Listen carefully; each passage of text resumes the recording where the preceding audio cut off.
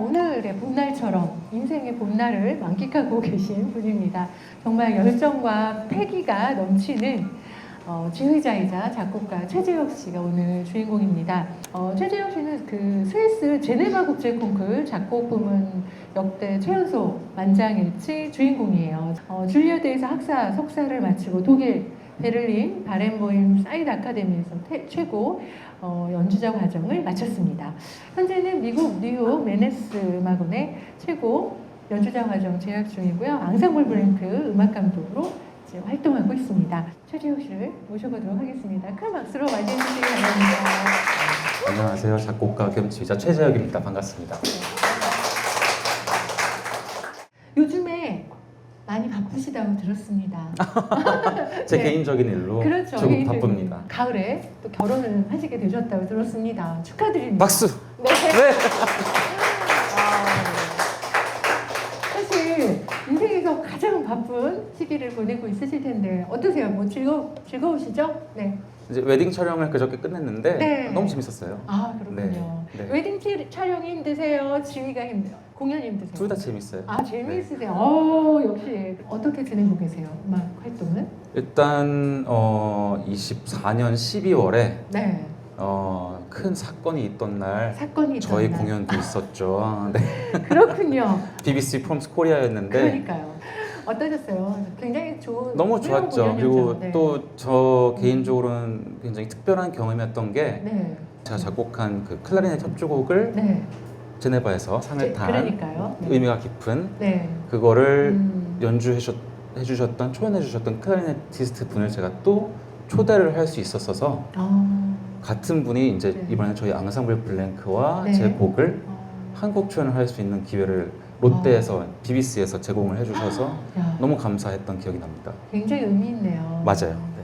그런 것들을 어떻게 이렇게 영감을 이렇게 얻어내세요? 재밌어야 한다는 생각을 하고요. 만드는 사람도 재밌어야 하고 그래서 제가 최대한 재밌게 하려고 하고 있고 네. 옛날에 그런 그 경험을 했어요. 작곡을 공부하게 되면 그 모차르트나 베토벤을 먼저 공부하게 돼요. 그렇죠. 조성 음악이라고 하죠 보통. 그렇지. 이제 도로 시작해서 도로 끝나는.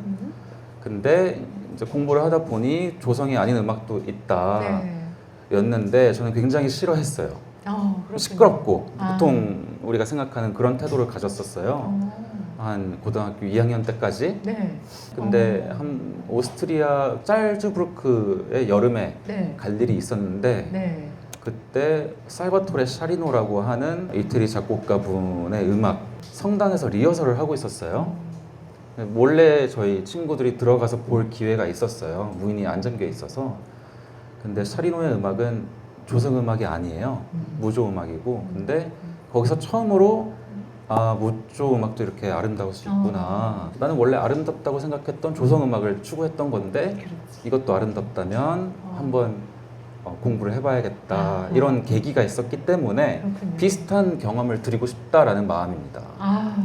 맞아요. 우리가 흔히 아름답다고 생각되는 건 조화롭고, 그죠? 잘 뭔가 이렇게 갖춰진 고전 음악의 그런 것들을 연상하는데 이제 현대 음악에 대한 거 이따 질문 드리겠지만 그렇게 해서 좀 시작이 되었다 이런 이야기인데 어떻게 음악을 접하게 되셨나요? 원래 이제 취미로 바이올린을 하고 있었어요. 동네 학원에서 바이올린을 배웠고 뭐 전공은 꿈에도 못 꿀 그럴 실력이었고 네.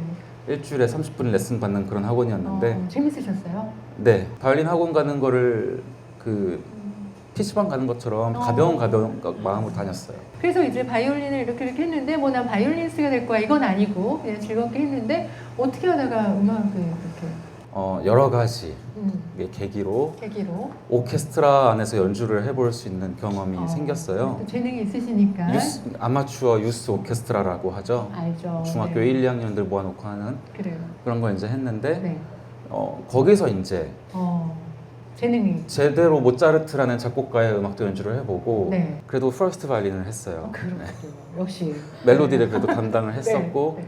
근데 생각보다 모차르트의 멜로디는 단순해요. 그렇죠. 물론 그 어린 나이에 그 순수한 마음에 단순하게 보였어요. 그래서 나도 하겠는데 이건 나도 이 정도면은 뭐 나도 모차르트 별거 아닌데 어렸었습니다. 네, 그래서 그래서 이제 도미소를 솔미도로 바꿔서 이건 내가 했다 이제 이러면서 네. 이제 이렇게 직접 악보에 적어보기도 하고 네. 이건 내가 쓴 악보 내가 연주를 해보니까 어. 또 모차르트를 변형했으니 얼마나 예쁘겠어요 모차르트 그 멜로디가 나름의 성취감을 느끼면서 그렇군요. 약간 퀘스트를 하나씩 성공해 나가는 게임과 비슷한 느낌이죠. 그러니까 작품을 조금 편곡하고 뭐 이렇게 하면서 뭔가 그 음악의 재미를 느끼신 거예요 중학교 때. 네, 뭐 깊은 건 없었고 네. 재밌다. 재밌다. 네.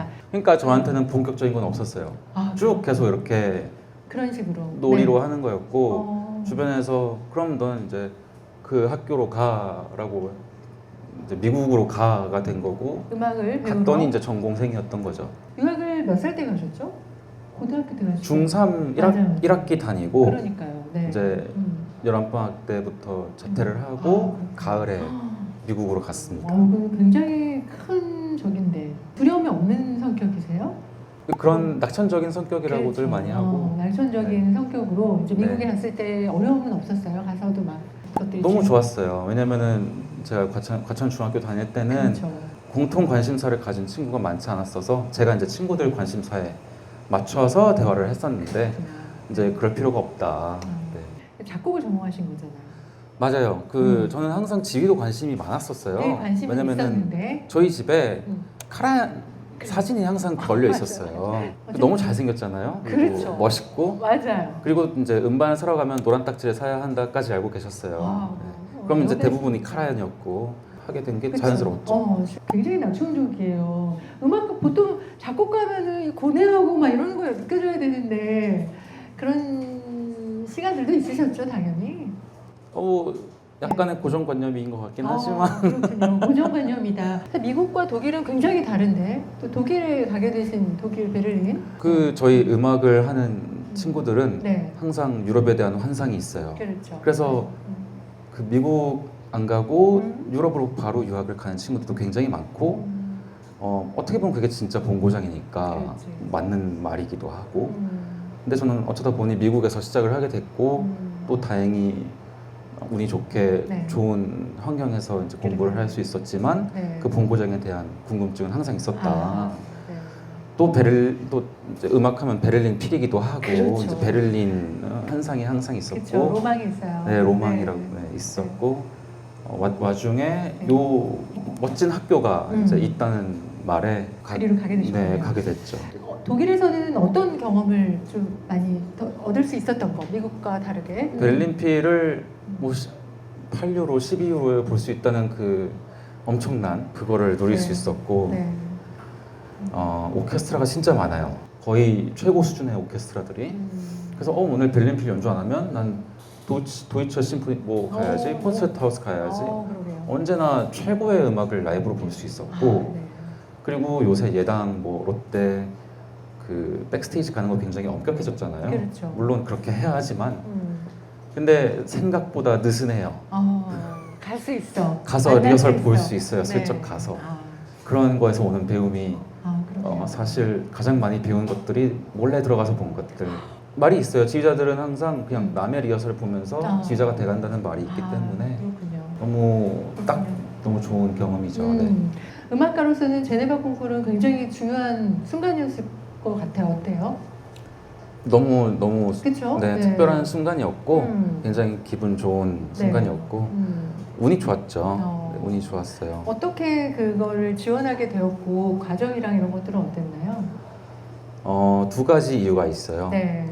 일단 지금 작곡가로서 학교에 네. 다니고 또 난 너무 좋은 음악을 쓰고 싶으니 근데 동시에 이걸 내가 잘 가고 있는지 확인도 받고 싶잖아요. 그렇지. 악기도 마찬가지라고 생각해요. 네. 거기서 뭐 입상하던 말던 어떤 결과 또는 심사위원의 한두 마디가 그렇죠. 내가 이걸 어떻게 경로를 바꿔야 할지 아닐지 네. 뭐 조금의 힌트가 될 수 있다고 생각하는데 그런 의미에서 참가했던 것도 있고 네. 이제 조금 세속적으로는 네. 저는 대한민국 남성이기 때문에 네. 해당하는 이유가 그렇죠. 있었습니다. 네. 그럼 축하드립니다. 감사합니다. 네, 그때 약간 재밌었던 게 제가 네. 2017년에 이제 참가자로 네. 했었고 바로 그 다음 해에는 제네바에서 메뉴인 국제 바이올린 콩쿠르이 열렸었어요. 네. 그래서 메뉴인에서 또 제네바에서 하니 뭐 이렇게 연결고리가 좀 많고 하니 그렇지. 콩쿠르 파이널 라운드에서 할 곡을 써달라. 이거 보세요. 그래서 네. 파이널 라운드에서 이제 아이들이 4개 비바디 4개 중에 하나를 네. 한 네. 계절을 하고 그 계절을 하기 전에 제 작품을 아, 연주를 하는 게 걔네들의 또 파이널 그 라운드였어요. 너무 그래서 영광이네요. 그런 영광이 있었는데 그러면 현대곡 부분도 있잖아요. 상 주는 게 네가 썼으니 네가 와서 심사를 해라. 한 번은 참가자로 이런 입장에 있었고 네. 반대편에 있는 입장도 해보고 되게 연속적으로 지금 생각해보면 조금 더 그 순간을 즐기면서 좀 텀이 있었으면 더 의미를 곱씹을 수 있지 않았을까 싶은데 그러네요. 굉장히 의미 있는 네. 순간들의 연속이었던 것 같아요. 그러게요. 네. 카라얀과 점점 가까워지고 있는 그런 느낌입니다. 네. 제가 작곡은 계속 이렇게 정규 교육을 받았고 네. 지휘 같은 경우에는 아까 말씀드렸듯이 그 과정이 정규 과정이 석사 이후에만 있는 건데 그렇지. 제가 정말 운이 좋게도 네. 진우석 선생님이 서울시향이랑 저 아르스노바를 그렇죠. 상임 작곡가로 오시면서 네. 하실 때 네. 제가 네 곡을 네. 서울시향에 리딩해서 네. 한번 해보자라고 기회를 주셨는데 네. 그러면 이제 지휘자가 필요하잖아요. 그렇죠. 마침 그 주에 아르스노바 현대음악 시리즈 공연하러 오신 지휘자 페터 웨트페시 분이 제 곡을 리딩을 해주시게 됐었어요. 나중에 방에 돌아와서 네. 작품을 보면서 이제 레슨 같이 피드백을 주시죠. 네. 그럴 때 다 주시고 지휘를 하고 싶냐 제 눈을 이렇게 보면서 Do you want to conduct? 막 그랬어요. 멋있는데요. 네. 그래서 제가 Yes. 그러면 내년에 프랑스에서 자기 마클이 있으니 마스터 클래스가 있으니 네. 다 그냥 어레인지 할 테니 네. 너가 올 수 있으면 와라. 그래서 네. 저는 그때까지 카라얀 DVD, 뭐 그다음에 유튜브 뭐 이런 것만 보고 따라해보고 뭐 그런 정도였는데 네. 드디어 그때 가서 네. 프랑스 가서 이제 1, 2, 3, 4를 배우게 됐죠. 그렇군요. 네. 작곡가, 지휘자, 현대음악을 많이 다루시는 분이었기 때문에 초대해 주신 마스터 클래스도 현대음악을 다루는 마스터 클래스였어요. 네. 제 입문으로 네. 리게티, 뭐 캄머, 챔버 콘체르토가 있고 네. 스토크하우젠이 있고 제나키스가 있고 했는데 네. 이제 저는 사실 아무것도 잘 못했죠. 근데 처음부터 그걸 접하게 되다 보니 그 선생님을 많이 따라다니게 됐고 그랬더니 이제 제 자료들이 현대음악에 대한 지휘 자료들이 많이 생겼어요. 그러네요. 이제 이게 2018년에 제가 루체른에 가게 되는데요. 네. 루체른 페스티벌 아카데미가 현대음악에 좀 집중이 되어 있어요. 뭐 모차르테움 같은 거는 현대음악도 있고 그렇지, 뭐 이렇게 그렇죠. 하지만 이건 네. 탁 그래서 어떻게 탁 잘 맞아서 또 잘 갈 수 있게 돼서 네. 루체른에서 또 네. 더 많은 것을 보고 경험할 수 있는 계기가 됐죠. 현대음악에 대한 이야기를 여기서 좀 나눠보지 않을 수가 없습니다. 보통 우리가 이제 클래식 음악사 하면요, 역시 바로크, 뭐 고전, 흔히 또 뭐 낭만, 정기 낭만, 후기 낭만 이렇게 해서 또 뭐 20세기 되면서 뭐 불완전한 이런 것들을 새로운 소리를 이렇게 추구하는 현대음악 이런 정도로 알고 있어요. 어떤가요? 맞나요? 지금도 네. 지금도 네. 18, 19세기는 굉장히 자세하게 소개해 주셨는데 그렇죠. 20세기랑 21세기를 뭉뚱그리죠. 뭉뚱그렸어요. 맞습니다. 네. 그러니까요. 그게 벌써 벌써 거기 120년의 양이 맞아. 있는데 거기는 그냥 이게 이렇습니다. 잘 모르기도 하고 그러게요. 이게 그 낭만 음악까지는 우리가 잘 아는 음악들인데 네. 20세기, 21세기 음악이 왜 이렇게 뭉뚱그려지게 그렇지. 되냐 하면은 네. 그렇게 묶을 수가 없기 때문인 것 같아요. 너무 다 개인적이에요. 그러니까 이제는 정말 국지연의 음악이라고 해야지 네. 뭐 전기, 낭만 이런 식으로 묶어버리면 설명할 수 없는 부분이 너무 많기 때문에 너무 디테일해서 오히려 더 뭉뚱그려진다라는 그렇군요. 생각이 드는 부분이에요. 네. 그러니까 각각 개인 조각조각 이렇게 나뉘어져 있다는 말씀이세요? 개성이? 개성과 그렇죠. 개인이. 뭐 옛날도 마찬가지긴 해요. 그렇죠. 사실 모차르트랑 베토벤 음악이 진짜 다르잖아요. 근데 그걸 고전 음악이라고 묶어놓는 게 사실은 네. 저는 반대하는 아무튼 네. 알겠습니다. 그러면 그거 여쭤보고 싶어요. 왜 우리 이렇게 지금 이런 현대음악을 우리는 들어야 하는 걸까? 꼭 들어야 하는 건 아니에요. 그렇죠, 그렇죠. 네. 아무도 강요하지 않고요. 그렇죠. 네. 다 우리가 선택해서 하는 건데 어떤 의미가 있을까요? 여기도 지금 미술을 전시하고 있더라고요. 네. 현대 작가의 살아계시니까 그러니까요. 현대 작가의 작품이죠. 네. 아니면은 뭐 여기 새로운 메뉴가 있나요? 뭐 이런 거 경험한 거랑 비슷한 거 아닐까 싶어요. 근데 싫어할 수도 있고 좋아할 수도 있고 싫으면 뭐 어쩔 수 없고 좋으면 좋은 거고. 이런 것도 있네.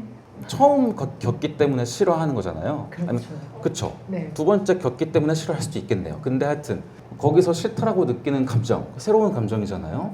멋진 감정이라고 생각해요. 약간 옛날에 김영하 소설가도 책 읽을 때 간접 경험을 우리가 할 수 없는 경험을 책을 통해서 하는 거기 때문에 그래서 책 읽는 게 중요하다. 새로운 경험을 하는 거다. 네. 사실은 맞아요. 음악도 내가 좋건 싫건 새로운 경험을 하는 거고 그 경험이 주는 감정의 새로움은 내가 나중에 표현할 수 있는 도구가 많아지는 것 같아요.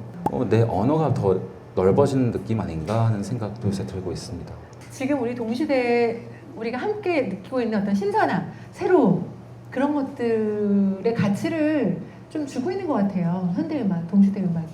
맞아요. 그렇죠? 네. 네, 뭔가 우리가 새롭게 생각할 수 있는 뭐 발상의 전환이라든가, 네, 도전이라든가 이런 것들 많이 추구하셨잖아요. 음악뿐만 아니라 다양한 분야의 어떤 그렇지 않나요? 그렇죠. 저희 앙상블 블랭크가 그러니까 지금 이제 앙상블 그런 블랭크, 거를 네, 하고 있죠. 여쭤보려고 했습니다. 이제 앙상블 블랭크. 대표적으로 작년에 BBC 프롬스 코리아를 할 때 네. 저희는 원래 이제 음악 단체다 보니까 음악을 연주를 더 많이 당연히 했었는데 그렇죠. 네.